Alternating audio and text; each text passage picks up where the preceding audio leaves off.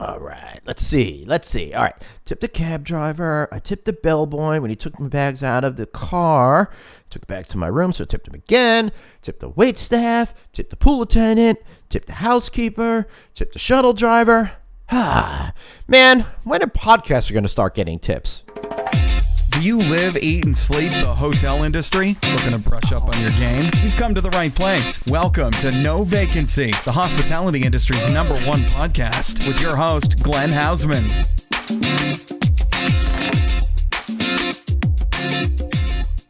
Hey everybody, and welcome back to the No Vacancy podcast with me, your host, Glenn Hausman. Guys, I am excited and delighted to have you here. We are getting so into the holiday season right now. It's really super exciting for me, and I'm, just thrilled to be able to bring this show to you each and every single week. And of course, before we get started, I got to give you guys those important housekeeping notes that we have out there. If you're not subscribing to our weekly newsletter, you're crazy. Just text the word hotel to 66866. And of course, you can get this podcast and all the other podcasts on the No Vacancy News Network, wherever you can find those podcasts. That's on iTunes. That's on Google Play.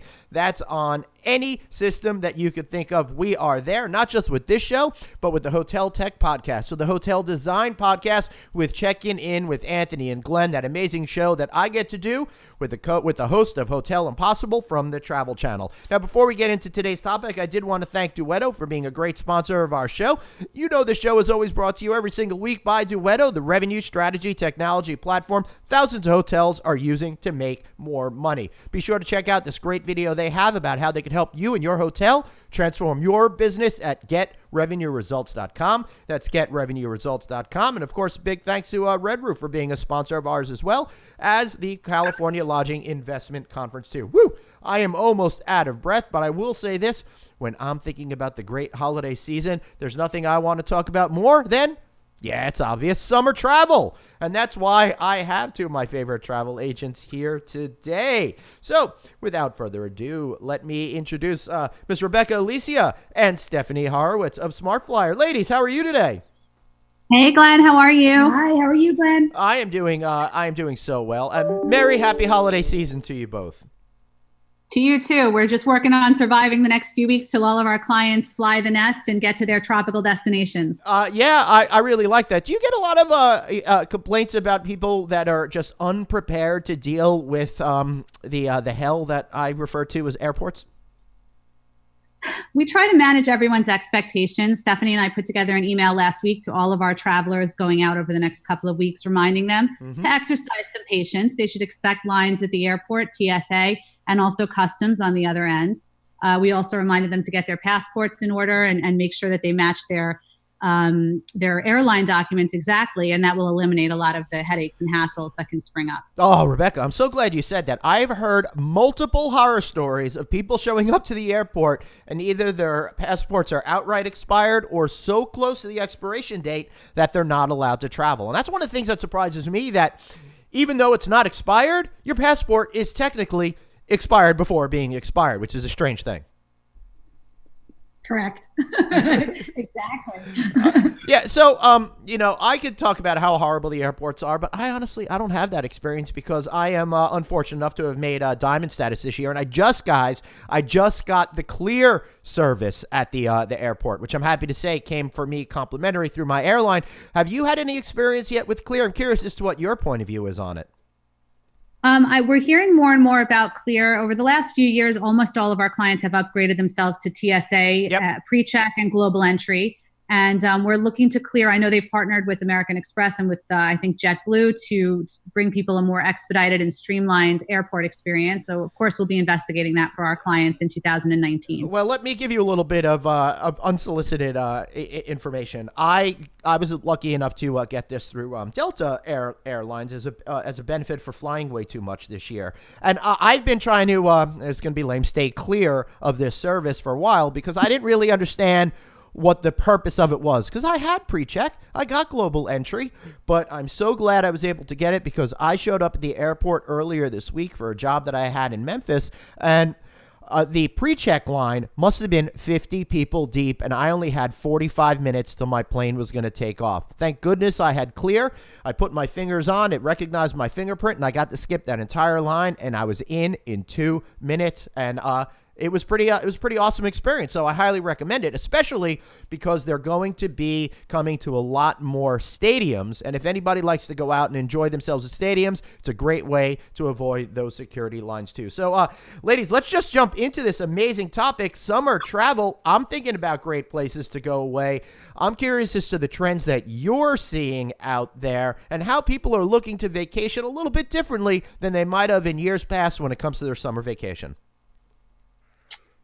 Well, Glenn, I would say a lot of families this summer have children going away for the summer, so they're looking to get away as a couple's getaway. I think is a big trend we're seeing in the, for summer travel as well as family travel. But couple getaways while the children are away, the parents get to play. So I think that is a huge trend we're seeing.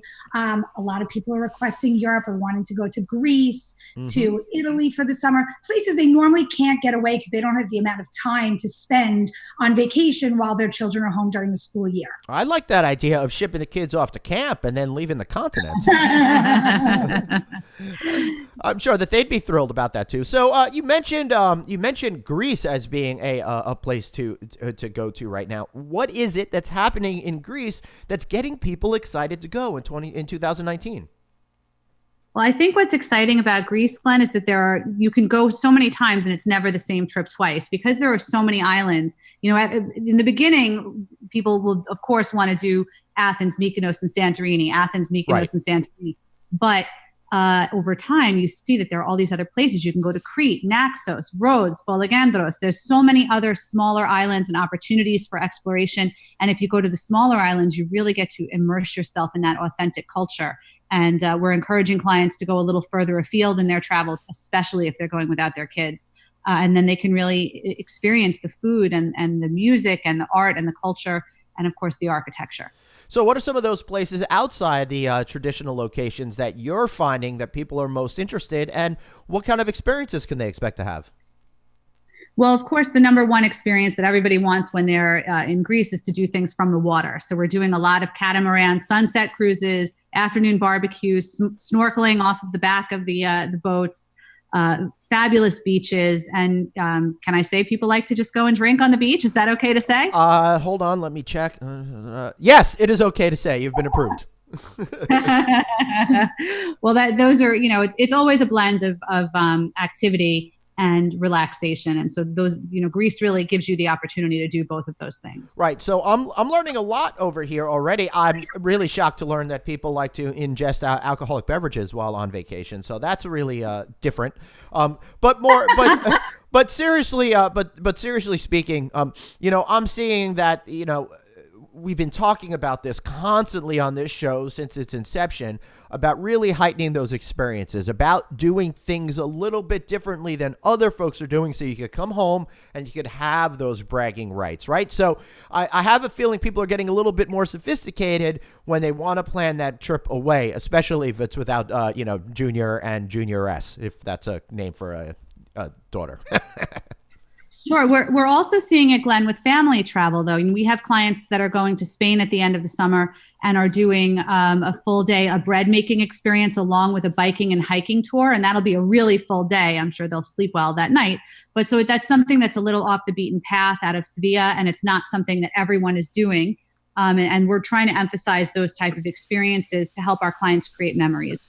Great. What about Italy? You had mentioned Italy as well. I mean, that's always a favorite, but one of the things that I'm seeing, and again, it's an issue that we've talked about on this show, is a whole notion of over-tourism in places such as Venice in particular. So I know some folks are becoming more concerned about that. Yeah, you got to go see Venice. You haven't seen Venice, but what are some of the other great places in Italy now that folks are starting to discover that they really want to go to? I mean, I think the Amalfi Coast is a huge destination that everybody wants to go see. They want to, the Amalfi Coast, I don't know. It's just that they, all the different areas of the Amalfi Coast, and you could start at Capri and then go over to the Amalfi Coast and combine the two destinations. So I think that's a huge trend we're seeing. As far as Venice, I don't know. It's difficult because I think in the summer in particular, Glenn, the cruise ships are coming in and you're seeing a lot of day tourists, and it is difficult to enjoy it the same way. But so what we can do is send people, as Stephanie was saying, to Amalfi, and they can combine it instead of Venice, maybe with Puglia, which is very popular right now. And, people can see a real authentic side of Italy and a side that isn't oversaturated with tourists. And, everything is cyclical, and it's good for the economy that there's a lot of tourists, but hopefully it'll start to thin out a little over time. And that way we can go back to sending our clients for a real experience, relaxed experience, not so jam-packed. Yeah. Right now, I've got a lot of my audience is really focused on the business of hotels. And the question they're going to say to me is, hey, Glenn, why do you have these travel agents on that are, looking to promote Greece and Italy? But I think that this is a valuable exercise because it gives us an idea of what consumers are looking for. So I'd like to know from both you, Rebecca and Stephanie, when you start to have conversations with customers, what are the things that are at the top of their mind? What are they really looking for when it comes to a vacation experience? And then that'll, I think, give these hoteliers a better understanding of exactly what they can do to appeal towards this mindset that's out there. Well, it's a great question, Glenn. There are so many hotels in any given city. And so in order to really distinguish itself, a property has to offer their clients a guest experience. People want value added. It's not enough to just get someplace and know that you're paying a good price. If they can have an included breakfast, if they can have a resort credit, a food and beverage credit, the kind of things that go along with our virtuoso amenities. Did I say virtuoso amenities? We love our virtuoso partners. But any hotel can really get into that mix by adding value for their guests and their clients. And I think that really makes people feel special. And then they want to recommend the hotel to their friends and go back. Right. So, Stephanie, when you first have a conversation with people, how do they relate to you what they want to do? I'm sure there are people that say, hey, Stephanie, I've been thinking of going to Greece for my whole life. Please set that up for me. But I also suspect that there's a lot of folks that are out there saying, I want to do something interesting. I want to do something different. So how do those conversations begin? And then how do you, as a travel advisor, start to shape what their vacation is going to look like and the places that they may eventually wind up enjoying? I mean, a conversation usually begins with past experiences. You go about asking, what have you done that you've enjoyed and what have you done that you possibly didn't enjoy? Right. And that could help us narrow down what kind of, whether it's a tour or like Rebecca had said, a sunset catamaran, if you need to do private touring, if you like to be with a group, if you want to be with other people when you're on your vacation or you really want to be on your own.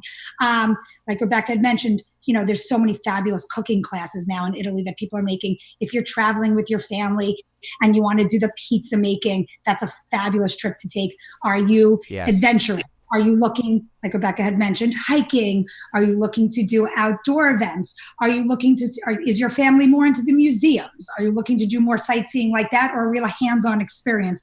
I think that's where it really all begins in the planning phases.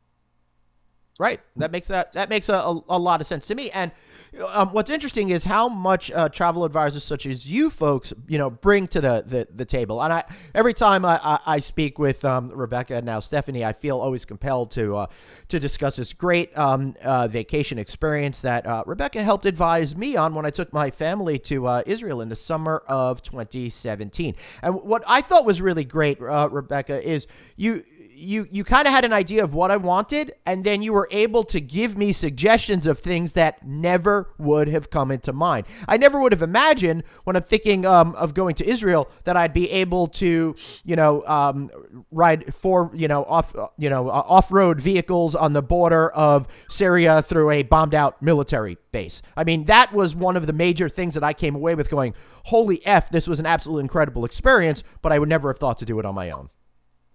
Well, that's the idea, is really finding what will pique someone's interest and making the memories. It's all about, it's a story, right? You want to come back with a story to tell your friends, to tell your family again and again. Remember when we did this, remember when we did that. And I'm glad that we were able to hit the mark with you on that trip. Now, I know it was a special one. Yeah, it was. It was really special. In fact, my family liked it so much they wound up just going back to the city of Jerusalem this past summer, and they went without me, which was very sad that they would go on vacation without me, but, I didn't want to spend the money to go to Israel 2 summers in a row. But they liked it so much because of what you did for them. So thanks for that one. The other thing that I'm really curious about is, certain activities that people specifically want to do. And, Stephanie, what interests me is that you said to me before we started recording this that tennis is making a comeback. I thought that was over back in 1983. No, you'd be surprised. And I wouldn't even say, listen, you have girls' getaways where these women play tennis all year long and they're looking to take a girls' trip. And instead of just sitting on the beach, as much as sitting around and drinking and relaxing is fun, a lot of people are very health conscious nowadays. And just going to the basic gym is nice if there's a nice, facility on the property. But people really want to be able to do the outdoor experiences, whether it's tennis or golf, and especially tennis as a sport. I feel like it's a very, it's not just even a girls' trip. It could be a lot of children nowadays are taking tennis lessons and they're competing in tournaments, and they might travel with their families over the vacations, and they don't want to lose the momentum of, their skill set. So a lot of families and adults are looking for properties that not only have amazing tennis facilities, but amazing tennis pros as well. And there is a lot of those in the Caribbean and, even within the US, but the Caribbean as well has like the Ritz-Carlton in Grand Cayman has a super phenomenal tennis facility and unbelievable pros. They even include the bios of their pros on their website. So you could see who they have worked with in the past. So you could really get a feel for what kind of, skills these pros have and can help and teach you as you are there. So I think it's a good trend. Yeah, that's pretty remarkable that particular sport is making a comeback. Is there any other things that you see out there for either of you that is going to be surprising or interesting to the audience that, wow, people are doing this again, or people just discovered doing this for the first time? The continual trend in adventure travel and thrill seeking is, for me as someone who's a little bit of I'm a boring traveler. I like a spa. I don't even, we go skiing. I don't even go on the slopes. I'm an opera skier. But we are definitely continuing to see people that want to push the limit, that want to do, real exciting adrenaline pumping rafting and rappelling and all this, kind of adventure travel type stuff out west and in Europe. And that's definitely that's from 2018. We're still seeing it in 19. With all this adventure travel, the thing that strikes me, and I didn't ask you about this ahead of time, but you got to make sure, I would think that you either have the right health insurance going out or some sort of medical coverage, I would think. Because if I'm off climbing a mountain somewhere in another country and I have some sort of injury, getting back or having a hospital stay might be a problematic situation. Have you had any experience with advising people on what they could do to make sure they're protected when they're having fun overseas? Absolutely. We recommend trip protection, travel protection to all of our clients. We quote it, we sell it, we advise that people take it. And I'll give you one quick example that I did have clients over the summer that were, they went scuba diving in Punta Cana, and the son actually had a problem with his eardrum and they could not take their scheduled flight home. Thank heaven they had trip insurance. It was incredible. We called the trip insurance company for them, let them know that the son was injured. They were going over to the local hospital. The insurance company rebooked their flight back. I spoke to the hotel and we extended their stay. The insurance company covered that, and they covered their taxi back and forth to the hospital and their hospital emergency room bill. So really, that would have been a catastrophe without insurance. It's very important. I'm glad that you brought it up. Yeah, there's also agencies out there that you could spend just a little bit of cash up front, and then if you do have a catastrophic emergency, you can get a medical jet to take you home. So if you're in some sort of country, I'm not going to say a country in particular because I don't want to besmirch their medical services, but if you're in a particular country and you feel uncomfortable with the quality of the hospitals there, you can actually get a service that if you have a life-threatening injury, they will put you on a special airplane geared like an ambulance airplane and take you back to the States, the hospital of your choice, for one low fee. So I would recommend doing something like that as well if you're traveling overseas and doing some adventure traveler in a strange place. But I got to ask you, ladies, we are here knee deep in the holiday season. We started off this conversation talking about craziness at the airports. What other advice do you have for folks that they should be thinking about when traveling during the holiday season? Well, it's a minor tip, but it's a good one. Tips on tipping. So I was going to say, a minor tip, is this only a tip for children? Am I allowed to still listen? Oh, sorry. Sorry. So, you got to forgive me. It's the holidays. Okay, go on. So it is a tip on tipping. We do advise our clients to take a look and be prepared for gratuities before they leave, especially if you're going to a Caribbean or Mexican destination. A couple of singles, a couple of $5 bills, having that, it's so meaningful to the staff there. This is their peak time of year to make money. The cash is very helpful to them and their families, and it's a good way to ensure that you get a little bit of extra excellent service. Interesting. How would you suggest tipping when it comes to going places overseas? Because most of Europe, in particular, tipping is not really expected. Should people be doing that? How should they be thinking about it? Well, I'm glad that you asked. It's very site specific, depending on which country you're in. And on our new website, which, if you don't mind, I'm going to give a quick plug. No, I was going to ask you for a shameless plug in a minute anyway. Get it in right now. Coming right at you. If you visit our new website, Stephanie and I are at Wanderologie, WANDEROLOGIE.com. That's Wanderologie.com. And we have under our resources page handy tips on tipping for pretty much every destination you can think of. That's really awesome. I like that idea, because that's one of the things that I feel uncomfortable about. And in 2018, I got to see a bunch of new countries that I had never been to before, and I never want to feel like that guy that's making a mistake. But I also don't want to overpay for stuff if I don't need to. So a great, I'm going to do it again, tip right there for everybody. Any other great advice that you have as we're in this holiday season?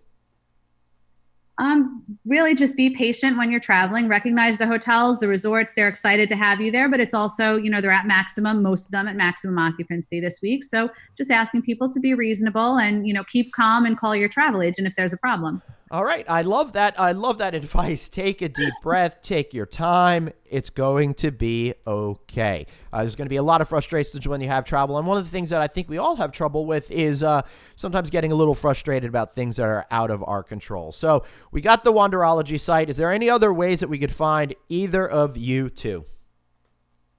I definitely, the new website is up. It's awesome. There's tons of client resources. You can follow us on social media. We're on Instagram at Wanderologie. We're on Facebook at Wanderologie Luxury Travel. Super easy to find. And just to give you a little background on the name, it's Wander because wandering is an art, and ology because travel should be a science. Wanderologie.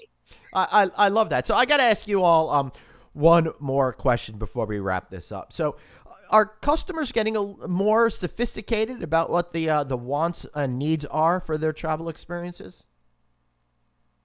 I think, we and you and I have talked about this in the past. Yeah. The internet provides so much information and it's all out there. But, sometimes my son will say to me, Mom, that movie was terrible. I don't understand. They got 90% on the tomato meter.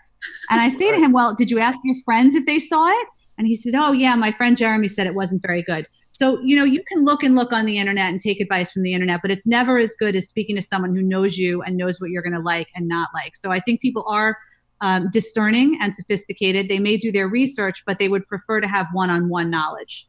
I think you're absolutely right about that. And I look at it through the prism of me and my insane addiction to food that I have. There are certain people that I know if they say something, I've got to listen to them, and other folks, if they say something, I know to say, oh, well, they don't have the same taste as me. They're not as they don't have as much scrutiny as me over a place, so I need to look at it a different way. Smart advice, smart thinking, and you got my wanderlust going, so I'm going to go check out Wanderologie.com.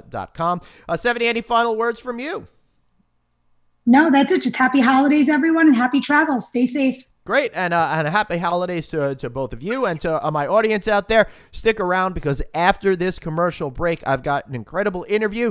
Hey, it's December, and for the rest of the month, all we've got for you is interviews with amazing CEOs of some of the hotel companies that you absolutely love but may not be thinking about. So stick around. I'll be right back after this break. Have a question for your host, Glenn? Tweet him now at Traveling Glenn. No Vacancy, the hospitality industry's #1 podcast. We'll be right back.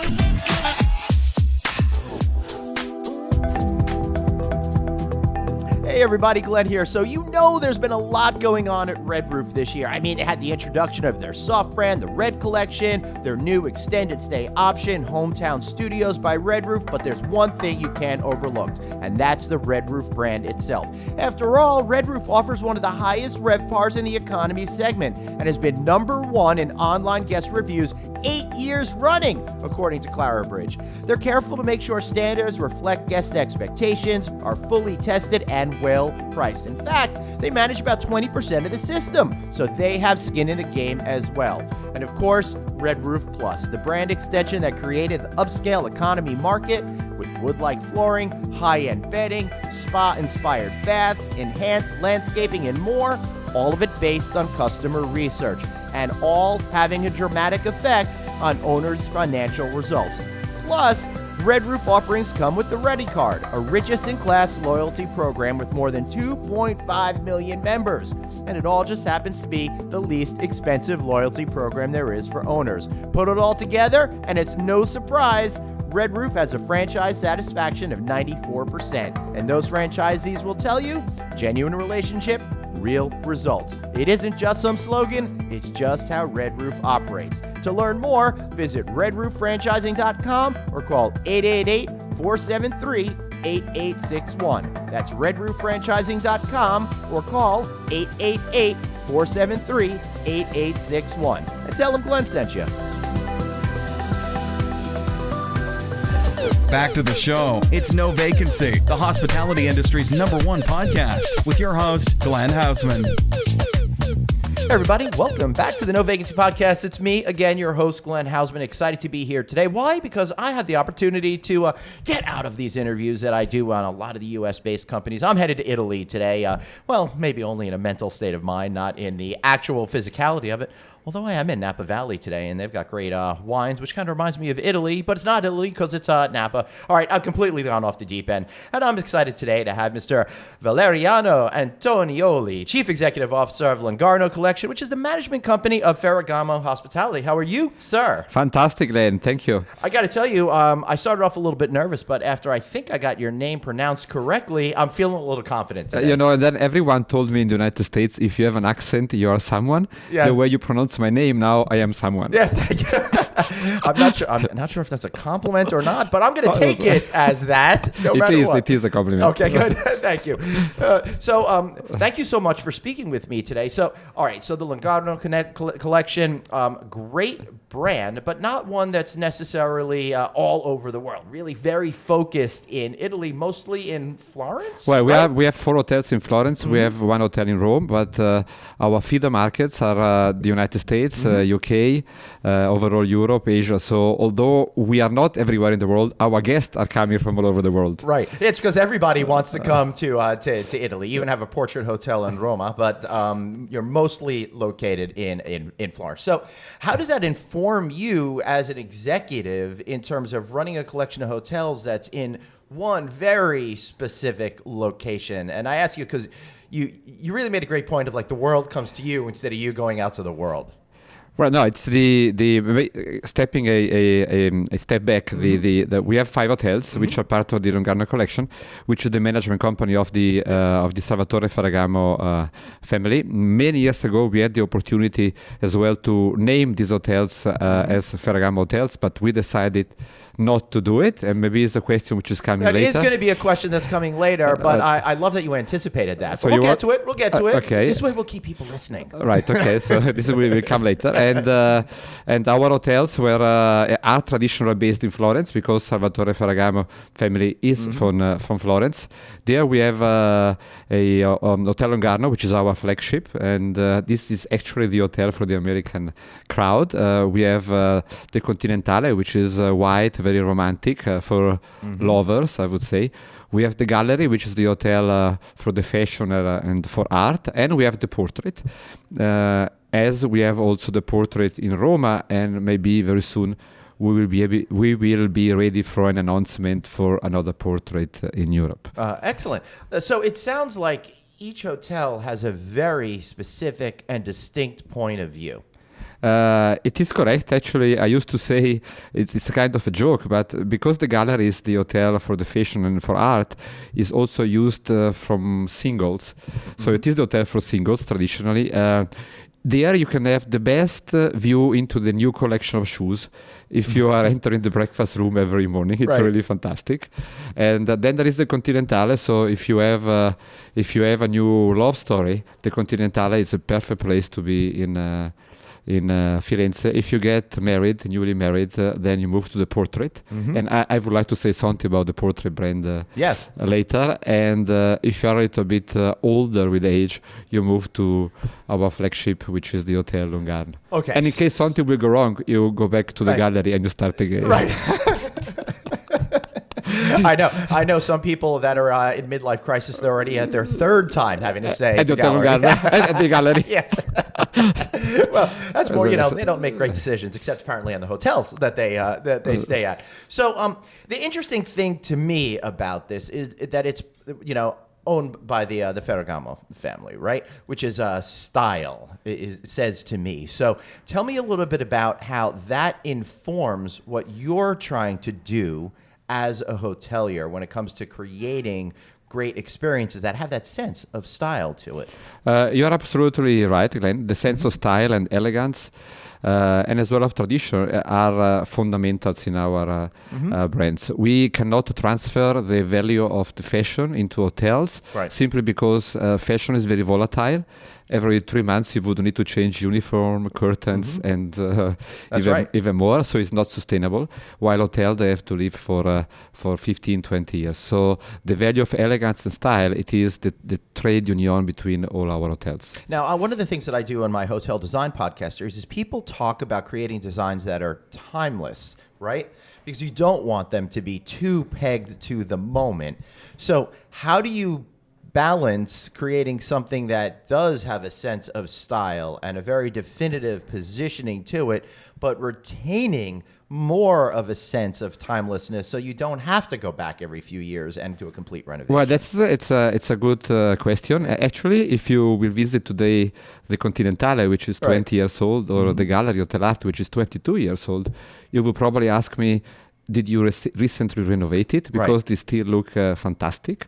I think it depends on two factors. One is that the design that you select, it is timeless per se. So we don't do hotels crazy with cows hanging from the ceiling.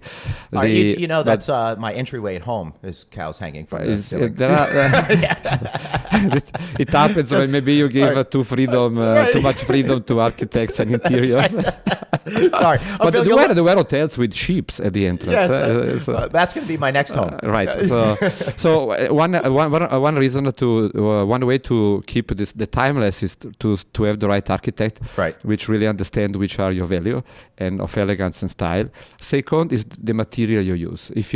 Maybe you will spend a little bit more at the beginning, but if you have really good quality materials, being marmor, wood, or whatever, and you have really professional artisan and who are really capable to manage the material in the proper way, you will see that together with good maintenance, that hotels can remain really still new and good looking after 10, 15, and 20 years. And that's really so important these days, to have that ability to keep it fresh for a much longer period of time. But how does the Ferragamo actually influence the properties that you create?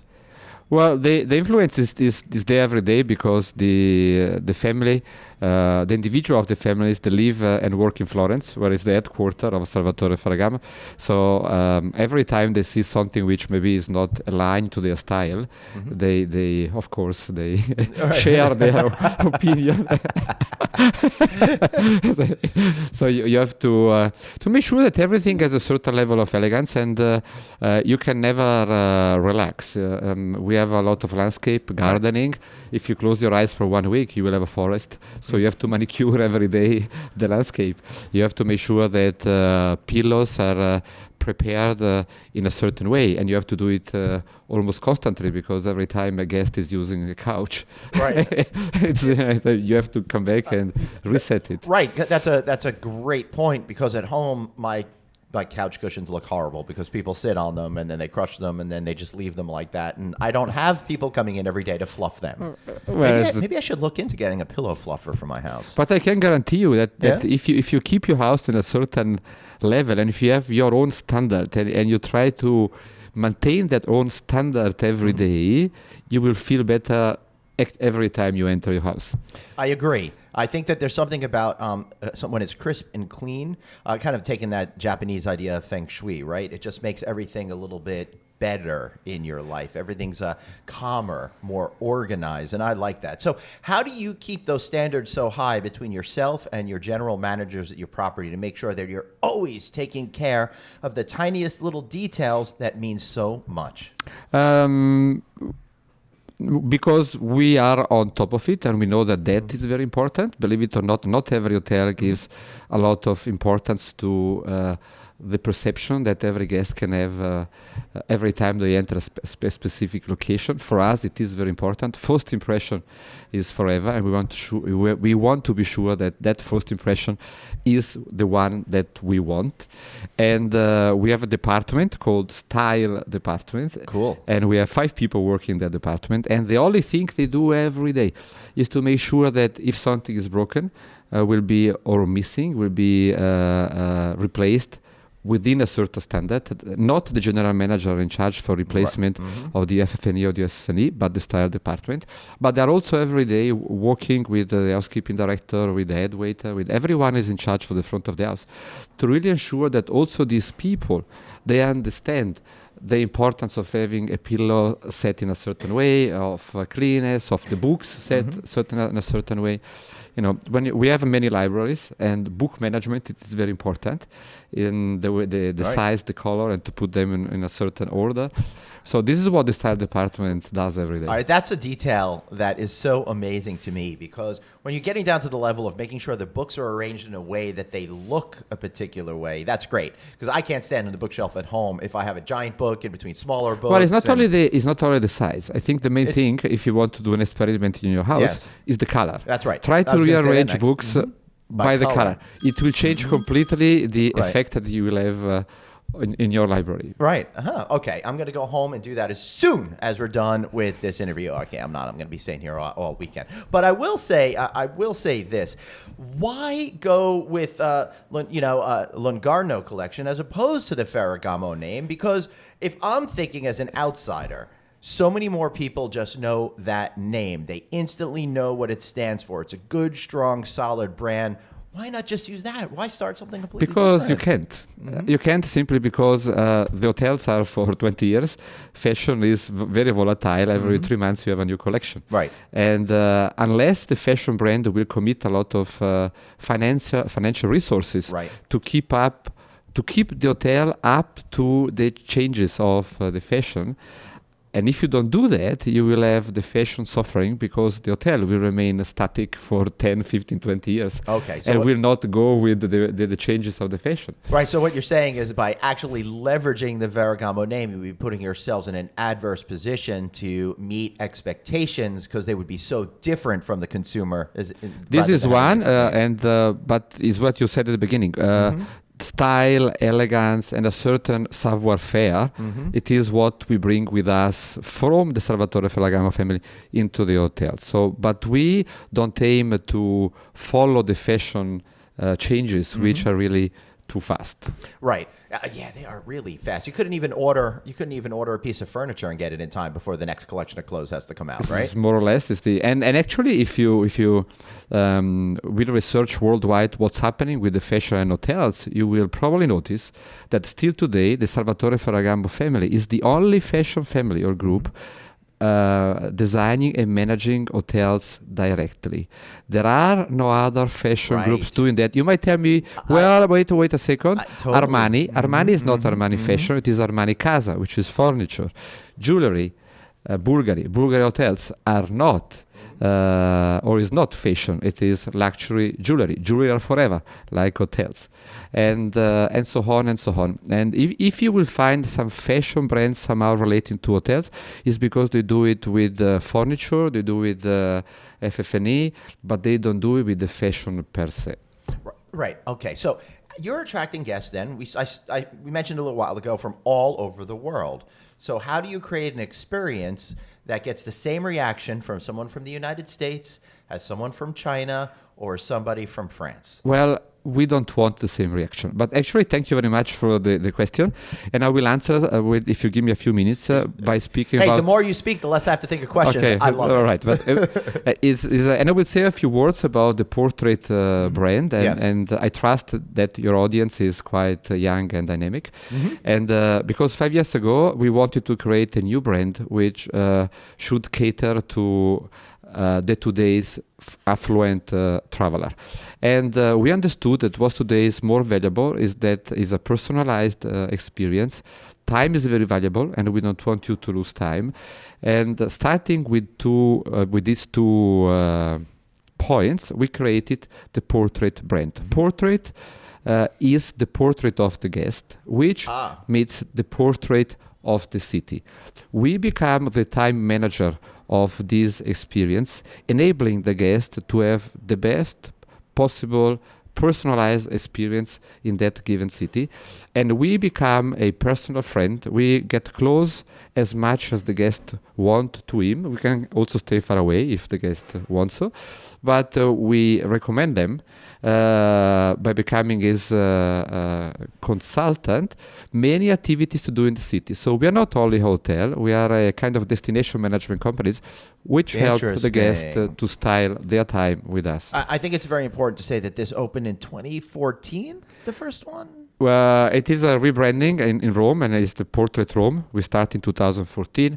We then opened 2015 the Portrait Firenze, and we have another portrait on the pipeline, which we'll be able to announce only in 1 month at the ILTM in Cannes in December. Right. Excellent. Okay. So the reason why I ask you about the specific timing of that is because you're taking a wholly different approach. You really seem to be ahead of the whole idea of being very rooted within the community and understanding that people are coming to your place to experience the area around the hotel. And you've actually helping them experience the neighborhood that you're in. Well, we believe that if you're coming to Florence, it's because you want to see Florence. So we don't have the arrogance to think that the people are coming to us because we have beautiful hotels. People are coming to our beautiful Italian cities, and then, if we are really good, we enable them to visit a secret place, to have a specific tour, to eat in the best table with the best view, with the best head waiter in a great restaurant. This is what we do, and to do that, you need to have a certain level of people working with us. And we look into three unique selling points of our people. They have to be great communicator. They have to put the team goal above their individual goals. And they have to love to serve the guest. If you have these three qualities, you can be a portrait person. After that, we have what we call the Portrait University. And by giving knowledge to our team, we enable them to have the authorities to decide whatever they have to decide in front of the guest. All our people at the portrait are dressed in the same way, and you will never be able to understand if the person in front of you is a bellboy or a general manager, because the way that the person will answer to you is the same. And all of them, both of them, they have the same authorities for decisions. That's amazing. So how do you actually make sure that the staff feels comfortable to have those freedoms when you're a bellman? In many ways, but the most important one is knowledge.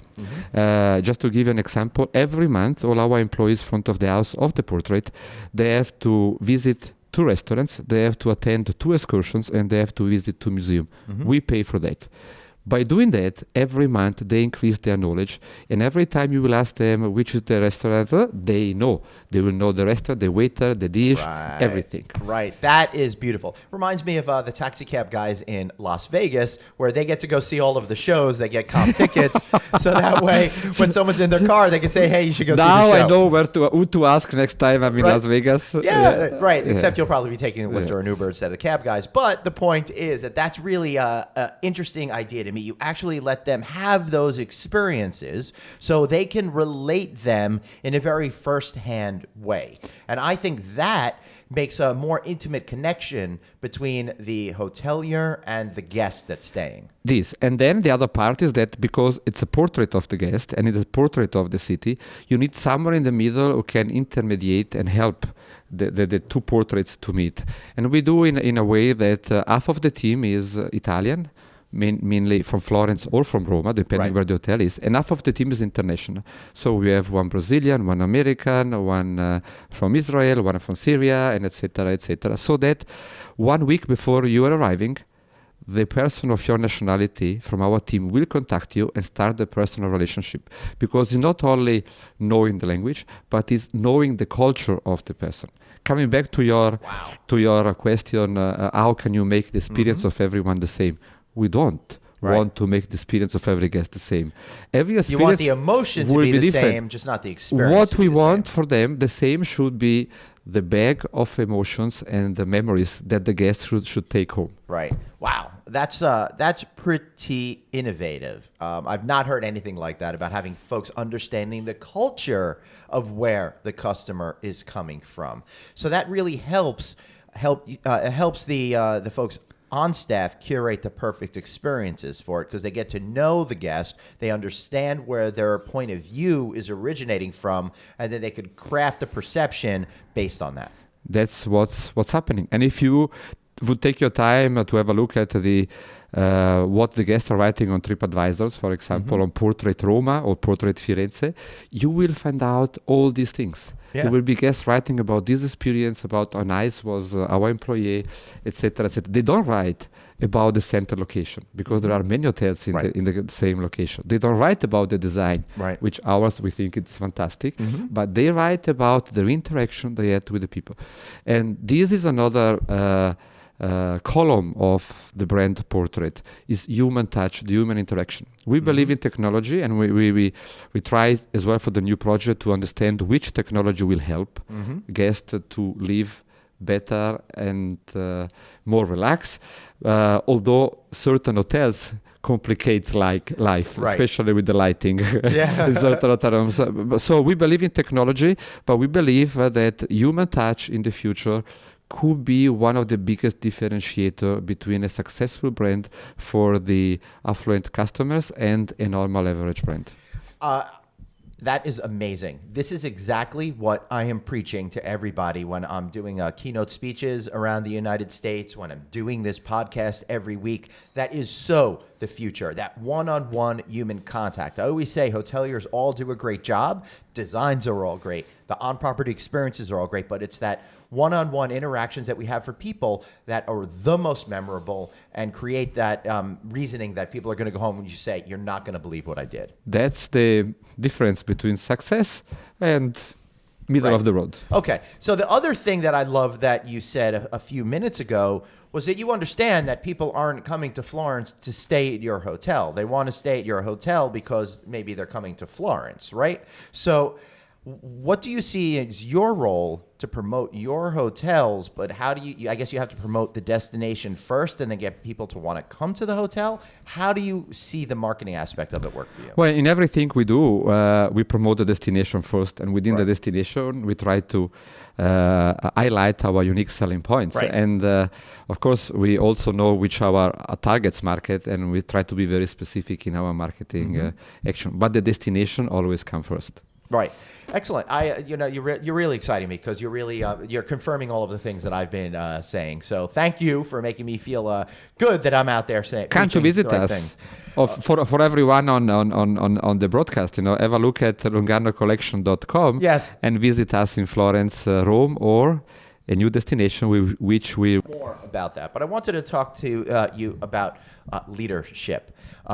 When did you first realize that you wanted to be a CEO of a company? Is that something that came on early on, or did you find that through career experience? No, so this is a good question, Glenn, because I think the number one challenge for a human is today to be able to really find out what he or she wants to do in life. Because only if you know what you want to do, you will be able to achieve it. So many of us are just listless and don't understand what our passion is, and kind of just go through life on autopilot without actually finding what makes us happy.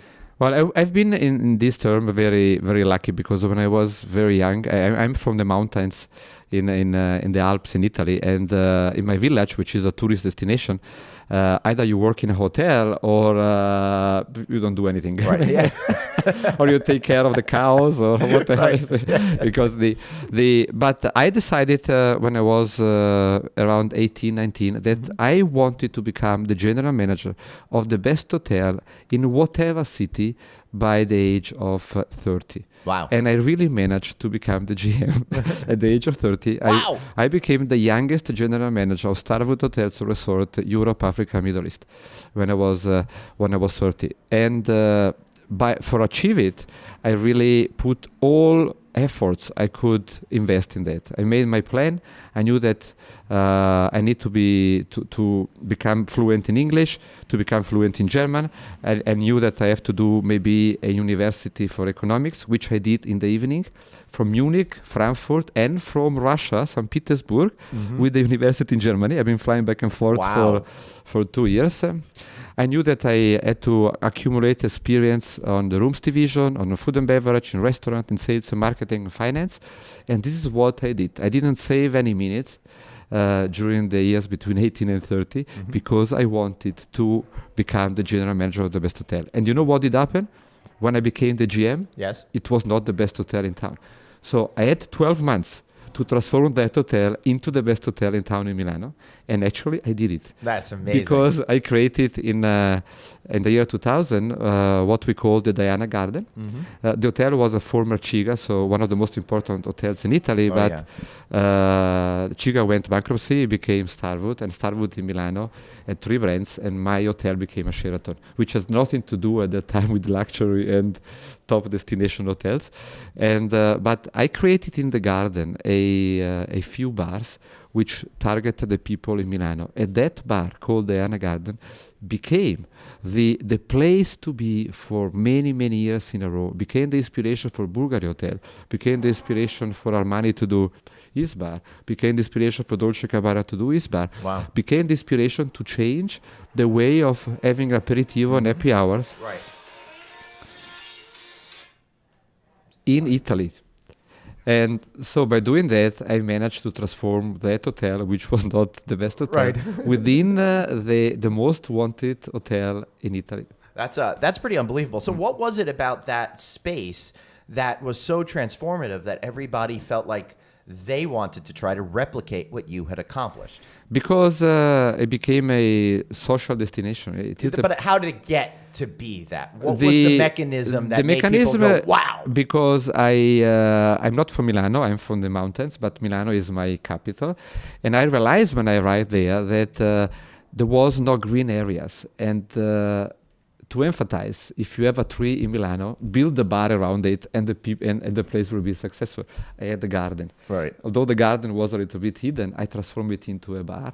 And the year number 1, it did work only because it was a bar. But then I understood that in Milano, which is very fashion-oriented, changes every season, you have to change as well. So to be successful and to maintain the leadership in the bar arena, I had to change everything every year. So I have been able to put together some finance money from sponsor, being Sony, being Fiat, being other companies. And with this money, I redesigned the outside of the garden. Being the year number 2, the Magic of Morocco, everything was orange, with sponsor which were connected with that color at that time. Year number 3, I created the Elegance of South Africa, ebony and ivory color. And the year number 4, the 40s are back with black and white oriented to the 60s are back, with the exploration of the moon, etc., etc. So, and every year the place was different, and every year we were in the newspaper. I did CDs. I took as an example the Hotel Coste in Paris, Café del Mar, and I published 4 CDs. The first 2 were audible, but the second and the third and the fourth sold more than 40,000 copies. Wow. Sony B&G published my 4 CDs. Wow. I made a book, a lifestyle book. The first coffee table book in Italy was mine, Eating, Drinking, Flirting, Passione Cucina, published by Mondadori, number 1 publisher in Italy. So I did a lot of artistic things around my project, which contributed to make the place a destination. Still is today. That's unbelievable. And it sounds like completely the opposite of what you're doing now with the Lugarno collection? Because there you were changing it all the time. Now it's more of a timeless. It's as a design, yes, but in terms of food and beverage, you really have to evolve every year, because today the way of cooking, the technique to prepare food and cocktails have changed so much. The taste of the people have changed so much. 20 years ago, you could open a sushi bar somewhere. It was never seen before. Today, you have a sushi bar in every corner. Yeah. So you have to evolve as well the way to present sushi. Yeah, in just the last 8 years here in the United States, sushi consumption has risen by 30%. I can't believe how popular it is now. So I get what you're saying. So in the food and beverage arena, you have to continue to evolve and be innovative and try to catch the right moment to introduce something new. How do you stay ahead of the trends then, to understand what's going to be innovative and what's going to be something that people are going to embrace in the next year or two? Well, this is what I did the last 3 days. I arrived 3 days ago to Los Angeles, and I went around to see a few hotels and talk to people. I had a few press appointments, and I asked to the journalists I met what they think it will be the new trends in the industry. I went to visit a few hotels. I was yesterday in San Francisco, and I did the same, a few hotels and restaurants.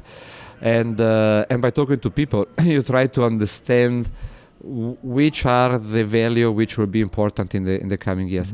Actually, I'm thinking to create as well a new hotel concept which will cater to a different target of people. The portrait cater to the $1,000 people, so who can spend $1,000 a night plus tax. So I'm now thinking about a new concept for the 300. For the millennials, people who are cool and hip, but maybe they don't have yet the big money. So, and I've already some ideas on how to do it. Excellent. Well, I would ask you what those ideas are, but then you would tell me to shut up, and I'm not going to embarrass maybe myself. in a few months. That's we right. can do this again. I love that. I can't wait for it. Is there anything that I have missed today that you feel that you want to share with this audience? For the audience, I would say that number one, that if you are young and still don't know what to do in life, a career in the hotel industry is really fantastic. You will have to work hard. We don't pay a lot, true, but the more experience you get, the more you can get step ahead, and maybe you can become on the director of sales and marketing, director of public relations, maybe a general manager, maybe director of food and beverage. You can really find within the hotels a lot of areas which can become your passion and enable as well for you to create a fantastic career and life. Great. All right. So now we're come to the point with the real shameless plug. So tell us where to find you and all of that kind of good stuff. Any messages you want to get out there? Well, the message is that we are aiming to grow the portrait brand, and that in 1 month we will as well tell which will be the next one. And the next one will be, I think, so glamorous and fantastic that will trigger a faster development of the brand. Probably to go from 1 to 2 will take a long time, from 2 to 3 maybe even a longer time, but we think that from 3 to 10 it will be a shorter time. So if you are interested to find out more, go online or send us email. You will find everything on the website, because there could be a future for you as well in there. Beautiful. I absolutely love it. I want to thank you so much for being here, Valeriano. This has really been a terrific conversation. My pleasure, Glenn. Really fantastic. And thank you so much for speaking to me in English, because I could not speak to you in Italian. And sorry for the accent. I hope everyone understood me. Sorry. You should, I'm from Brooklyn. If you want, I could have talked to you like that all day. But I'm not going to. I'm going to keep on my radio voice for today. So I want to thank you all for being here. What a great conversation. And I'm going to be back with another great interview next week that is, unless I decide to ditch everything and go live in Florence in one of these portrait hotels. All right, see you all next week. Ciao. Thanks so much for listening to No Vacancy, the hospitality industry's #1 podcast, with your host, Glenn Hausman, online at rouse.media, on Twitter at Traveling Glenn, and on Facebook.com/Glenn.Hausman. We'll catch you next time.